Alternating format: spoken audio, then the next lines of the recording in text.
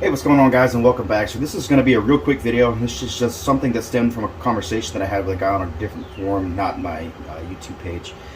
And that was regarding the amount of rounds that I've had on this system since it was clean last. And I mean, granted, the guy was kind of rude, still kind of entertained in trying to educate people on exactly how it is this system works.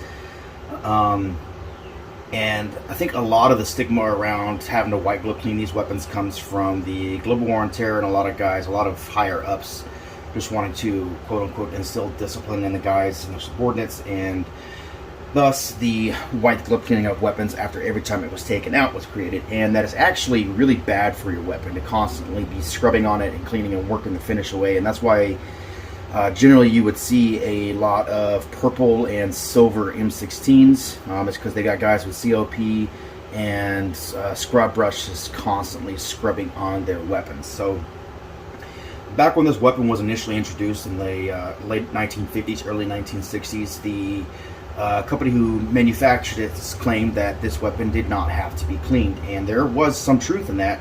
Now granted, whenever the weapon actually got implemented in Vietnam, a lot of guys were getting killed because they weren't cleaning their weapons, and that was more due to the type of ammunition that was used. It was not the recommended propellant that was supposed to be put in the weapon, and that can be a whole nother rabbit hole for another day of kind of how stuff might have been sabotaged, because again, you've got guys in the higher ups that wanted the N14 to stay because they felt this was a plastic toy piece of shit and they didn't want to be issued to their guys. But there again, that was more related to the ammunition that was being used and not the system in and of itself.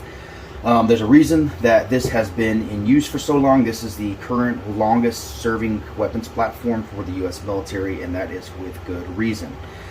So currently this rifle has just a hair over 1,700 rounds on it since it was last cleaned, and you can see the bolt carrier group is absolutely filthy. And one of the cool things about one of these systems is the way it was designed. There are raceways that are on the bolt carrier group and the corresponding ones inside the upper receiver where this bolt rides.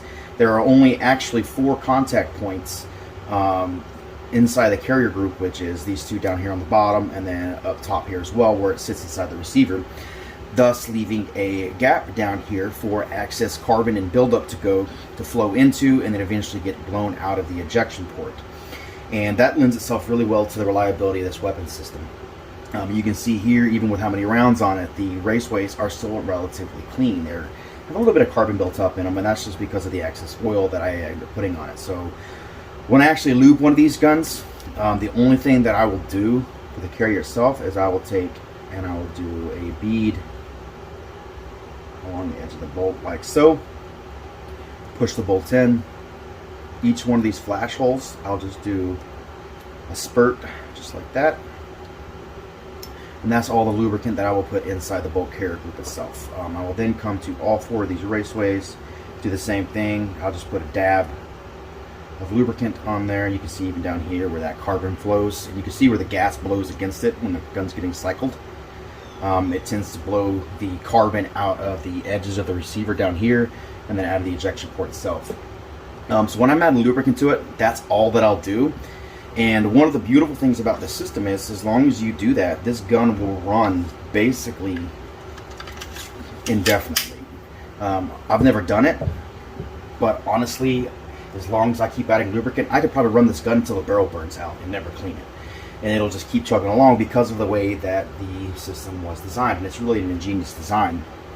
So a couple of things that lend itself to working so well, and InRange TV did a video showing it in high-speed footage, is these ports right here blow a vent of gas before this action starts to cycle. So if you get an obstruction built up on the side of your upper receiver, it'll blow that obstruction out of the way, then allow the cycle and close.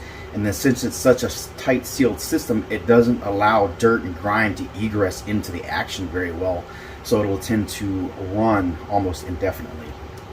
So again, guys, this gentleman that I was talking to was an E9 in the Navy, not even a combat arms MOS. He spent his entire career, judging by the awards that he wears on his chest, never even went to any of the hot zones. So this guy basically sat on a ship or stateside in an office the entire time. And don't let guys like that kind of get to you and tell you how to set up one of these weapons. They generally don't know what they're talking about.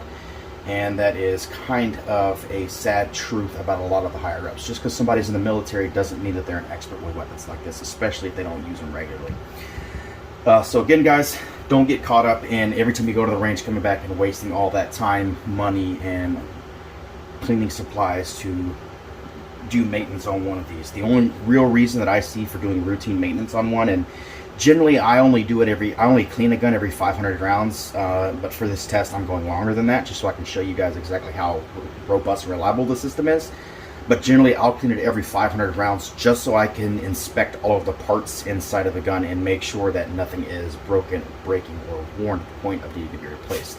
But again, guys, don't need a white glove to clean your gun. All I usually do, even when I do clean it, is a rag like this, and then I'll pull a bore snake through it. That's all you need to do. So if you guys have any questions, drop them down in the comment section below. Thanks again for watching. Don't forget to like, share, and subscribe. And until next time, happy shooting.